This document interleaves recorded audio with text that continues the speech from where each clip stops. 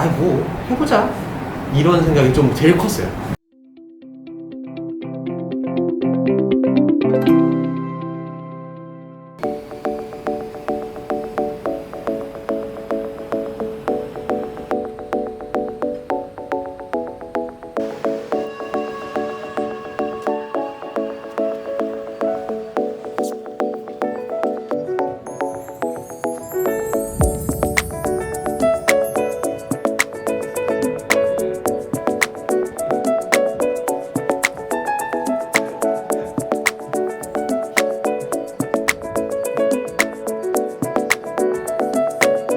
네, 지금 네. 된 작업 같은 거 어떻게 하셨는지 한번 아, 지금까지 된 거요? 네. 저희가 이제 만든 색상에 맞춰서 재단을 하고 이제 마감할 부분은 먼저 마감하고요.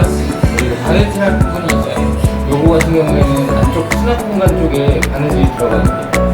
지금 저기는 미리 저희가 해드렸고요. 그리고 마감까지 다 해놓은 상태예요.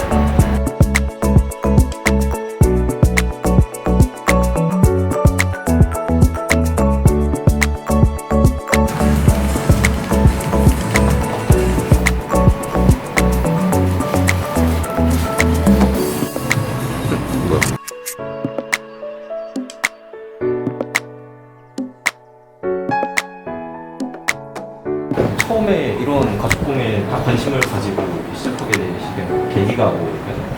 제가 예전에 원래 만드는 걸 좀 좋아했었어요. 네. 그래서 액세서리 같은 거를 만들어서 판매하는 그런 사업 아닌 사업을 좀 했었죠. 20대 초반에. 네. 군대 가기 전에 이제 그렇게 액세서리 만들어서 판매하는 걸 했었는데 의외로 반응이 너무 좋은 거예요. 정말 제가 동대문, 남대문 가서 재료를 하나하나씩 사가지고 그걸 만들어서 이렇게 판매를 했는데 뭐 손님분들도 그렇고 그걸 재구매해주는 그런 일도 더 높아지고 이러다 보니까 아 이거를 진짜 업으로 삼아야겠다라고 생각하는 와중에 이제 군 입대를 하게 됐죠. 네. 그래서 군 입대를 해서도 이제 휴가 나와가지고 이제 그 동기분들한테도 이제 화품 팔찌나 뭐 이런 걸 막 주기도 했었어요. 그 정도로 만드는 것도 너무 재밌어 하고 이렇기 때문에 이렇게 하다 보니까 이제 제대할 때쯤 돼서 나가서 어떻게 할지를 어느 정도 구상을 하는 와중에 막상 전역을 하니까 중국에서 이렇게 떼서 파시는 분들도 많게 됐고 그 디자인 자체가 어떻게 보면은 시장이 너무 이렇게 수입되는 디자인들이 너무 많아진 게 된 거죠. 그래서 가격 경쟁이 좀 힘들게 되더라고요. 국산. 네, 그래서 제가 직접 만든 거는 아무래도 금액적인 부분이 조금 올라가긴 하는데 시장에서 이렇게 뭐 떼서 판매하시는 분들 같은 경우에는 당연히 금액적인 부분이 저희보다는 훨씬 더 낮을 수밖에 없더라고요. 그런 부분에 있어서 금액적인 거는 괜찮은데 이렇게 뭐 핸드메이드라고 하시는데 실제로 이분들이 만들어서 판매하는 건 아니다 보니 그걸 보고 왜 핸드메이드가 아닌데 핸드메이드라고 해서 판매를 하시는 거지? 라는 생각이 좀 많이 들었어요. 그래서 어느 누가 봐도 이렇게 손으로 만들 수 있는 어느 누가 봐도 저거 손으로 만들었다 이런 느낌을 받을 수 있는 걸 하자 해서 알아보던 나중에 이제 가죽공예라는 걸 알게 됐어요. 이게 질문 순서가 좀 틀렸는데 네. 자기소개 한번 해주세요. 안녕하세요. 네네. 저는 이비그 가죽공방을 운영하고 있는 유기준입니다. 반갑습니다. 네. 여기 공방은 이제 저를 비롯한 신해철이라는 대표님과 같이 운영을 하고 있고요. 지금 현재 이제 업무를 하고 있는 직원 수는 총 8분으로 공간 대비해서 이제 많은 직원분들이 있고 뭐 여러 군데에서 출장 강의도 진행하고 있으며 제작, 클래스, 프로젝트 이런 모든 거를 다 운영하고 있다고 생각하시면 될 것 같아요. 그러면은 아까 이제 사업 이렇게 처음 시작하게 되신 계기 말씀해 주셨는데 그러면 이제 핸드메이드 제품을 정말 핸드메이드인 것처럼 보이게 만들어서 팔겠다라는 결심을 하실 때 왜 그 전까지는 약간 취미 위주로 하셨던 거잖아요. 네. 그러면은 그거를 약간 전문 분야로 삼겠다라는 다짐을 갖고 자격증이나 아니면은 어떤 전문적인 시험 같은 것을 준비하신 게 있을까요? 저희가 이게 가죽공예라는 거에 대해서 자격증이라는 건 따로 있지는 않아요. 따로 없어요. 네, 따로 없는데 이제 굳이 뽑자면 협회에 가입을 해서 협회에 있는 교육을 이수를 하면 그 이수증을 줘요. 네. 근데 이제 저는 이제 가죽공예라는 거에 대해서 맨 처음 배울 때 그 홍대 평생교육원에서 가죽공예라는 수업을 이수를 해가지고 그걸 가지고 이제 점차 배우고 타 공방들을 많이 다녔어요. 여러 군데 공방을 다니면서 장점들을 좀 모아서 여기 공방을 좀 하는 거라고 생각하시면 이해하시면 근데 준비 과정 얼마 정도? 준비 과정은 지금도 준비를 하고 있다고 생각해요. 네. 이게 네. 제가 이제 가죽공예를 하게 된 거는 한 6년 정도가 됐어요. 6년. 처음에 배울 때 가죽공예 그런 지식도 지식은 그때는 아예 없었지만 지금도 저희가 계속 배워야 된다고 생각을 하고 있기 때문에 지금 또한 또 준비 기간이 될 수도 있겠죠. 왜냐하면 새로운 방향도 이렇게 저희가 도전을 해보는 부분도 있고 하기 때문에 계속 준비하고 있다고 생각해 주시면 좋을 것 같아요. 네. 기술적인 부분, 뭐 배우시는 부분 이런 것들 준비하신 것도 있으실 테지만 또 이렇게 공간을 얻어서 이제 창업을 시작한다는 것 자체가 또 이제 20대에 시작하셨다고 했는데 그때는 또 되게 어려울 수 있잖아요. 그쵸. 네. 그런 것들에 좀 특기할 만한 어려움이나 좀 기억에 남는 일 같은 게 있었을까요? 우선은 제일 현실적인 부분이 제일 큰 문제죠. 네.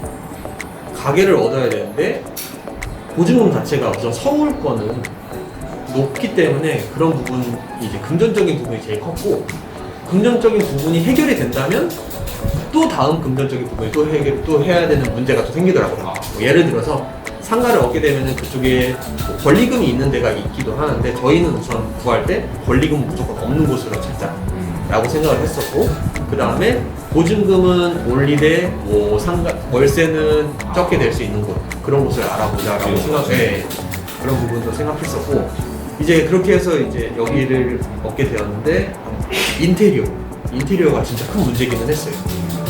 인테리어를 누군가한테 완전히 다 맡겨버리게 되면은 당연히 금액적인 부분이 많이 올라가기는 하죠.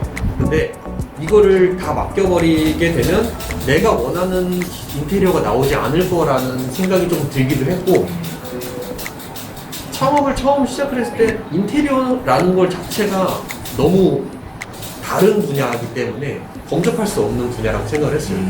그래서 누군가 전문가한테 저희 인테리어 이렇게 하고 싶어요 라고 얘기를 해야 되는 게 맞는 건데 정확히 저희가 원하는 게 딱 정해져 있지가 않은 거죠.